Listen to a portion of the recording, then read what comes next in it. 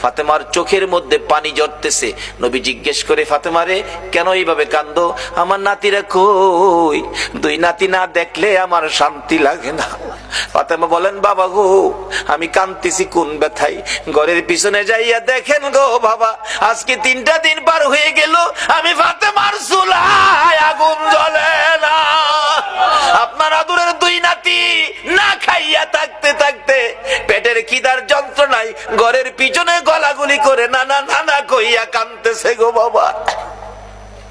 আমার নবী পিছনে যাইয়া দেখে গলাগুলি করে নানা নানা কইয়া কাঁদতেছে। নানা গো, পেটের খিদা গো নানা, সহ্য করতে পারি না। আমার নবী বেরিয়ে গেলেন। ঘুরতে ঘুরতে যাইতে যাইতে একটা ইহুদির বাগানে আমার নবী চাকরি নিলেন।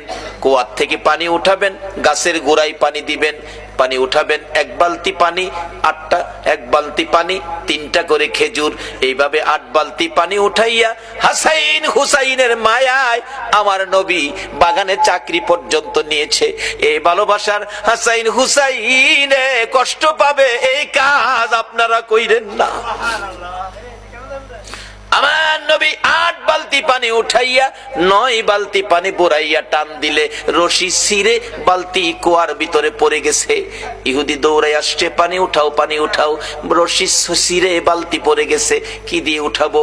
ছিঁড়ে গেছে। হ্যাঁ না, তুমি ছিঁড়ে ফেলছো? আমার নবীরে কয়, নবী বলে ছিঁড়ে ফেলছে। আমার নবী বলেন, ইহুদি রে, আমি ছিঁড়ি নাই, ছিঁড়ে পড়ে গেছে। এই পর্যায়ে 1 কথা 2 কথা রাগ হইয়া নিষ্ঠুর ইহুদি, যেই নবীর চেহারায় জীবনে কোনদিন মশা মাছি বসে না, আমার নবীর গাল মুবারকে ইহুদি থাপ্পড় লাগাইয়া দিছে। আমার নবী একটা চিৎকার মারছে, ইহুদি রে, পেটের খিদা রে, আমার নাতিরা 3 দিন পর্যন্ত খায় না, আমি রাসূল খাই নাই রে। 3 দিন না খাইয়া গালের গোশত শুকাইয়া গেছে রে ইহুদি, আমার গালে থাপ্পড় দিছস, বল তোর হাতে ব্যথা পাইছস নি? ইহুদি বলেন, কার গায়ে হাত তুললাম গো? আমি মারলাম, আমার জিগায় ব্যথা পাইছিনি। আমার নবী ডাকে, এরে ইহুদি, আমার 8 বালতি পানির বিনিময় 24টা খেজুর দিবি? হ দেব, দে। আমার হাসাইন আর হুসাইন কান্দে পেটের খিদায়। 24 খেজুর লইয়া নবী রওনা হলেন, চলে যাবেন নাতিদের খাওয়ানোর জন্য। আমার আল্লাহ কয়, জিবরাইল রে, আমার বন্ধুর কানে খবর দে, বন্ধু যেন কুয়ার ভিতর থেকে বালতি উঠাইয়া দিয়ে আসে। জিবরাইল ডাহে, হুজুর যাইতাছেন গা? হ। বালতি উঠাইবো কে?